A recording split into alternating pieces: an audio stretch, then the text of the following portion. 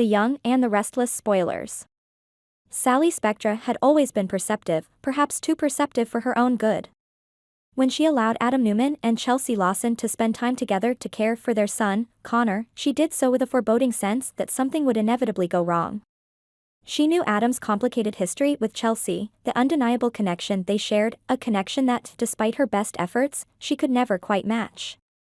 So, when the whispers of their clandestine meetings reached her ears, she wasn't surprised. She had seen this coming from miles away. What did surprise her, however, was her own reaction. There was no explosion of anger, no screaming match. Instead, she found herself eerily calm, almost as if she had already grieved the end of her relationship with Adam before it even happened.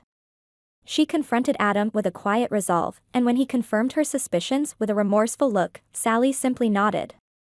"It's over, then," she said softly, her voice barely above a whisper. Adam began to explain, to justify his actions, but Sally stopped him with a raised hand. "I don't want to hear it. We're done, and that's all there is to it." With that, she walked away from the relationship that had once meant everything to her, leaving Adam to stare after her, his heart heavy with guilt. The dark turn, a plan for revenge. But as days turned into weeks, something began to fester within Sally. It wasn't the heartbreak or the betrayal that consumed her, it was the notion of Chelsea getting away with it all. Sally could accept losing Adam, but she couldn't stand the thought of Chelsea walking away unscathed. The woman had wormed her way back into Adam's life, slowly but surely, until she had him wrapped around her finger once again. It was a reality that Sally couldn't tolerate. Sally's mind began to twist and turn in dark directions, thoughts of retribution creeping into her consciousness like a venomous snake. She wanted Chelsea to feel the same pain, the same devastation that had taken root in her heart. The idea of revenge became an obsession, growing stronger with each passing day, until it consumed her entirely. Adam, sensing the change in Sally, tried to distance himself from the situation. He was done with the drama, done with the toxicity. "Sally, it's over. We're over. Let it go," he urged her one day when she hinted at her plans for Chelsea. But Sally couldn't. "She doesn't deserve to just walk away from this," she spat, her eyes burning with a fire that Adam had never seen before. "She has to pay for what she's done." Adam knew then that there was nothing he could say to dissuade her. They were truly done, and whatever came next was out of his control. The attack. A storm unleashed. Sally was meticulous in her planning. She knew Chelsea's routines, her vulnerabilities. Chelsea was not in the best of health, physically fragile, emotionally unstable. These weaknesses would be Sally's weapons. She waited for the perfect moment, when Chelsea would be alone, defenseless. The attack came out of nowhere. Chelsea was returning home one evening, her mind occupied with thoughts of Connor, when Sally appeared from the shadows like a phantom.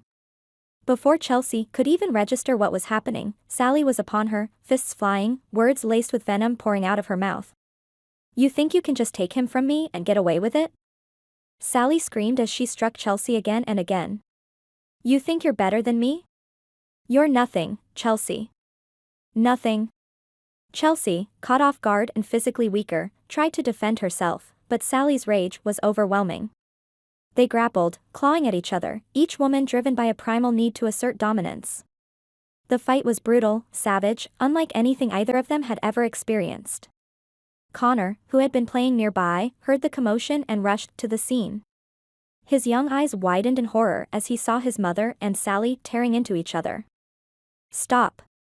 Stop it," he cried, but his small voice was drowned out by the violence before him. The consequences, a price to pay.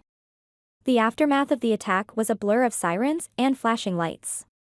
Chelsea lay on the ground, battered and bruised, while Sally stood nearby, panting, her hands bloodied. The reality of what she had done began to sink in as the police arrived, handcuffing her and reading her rights.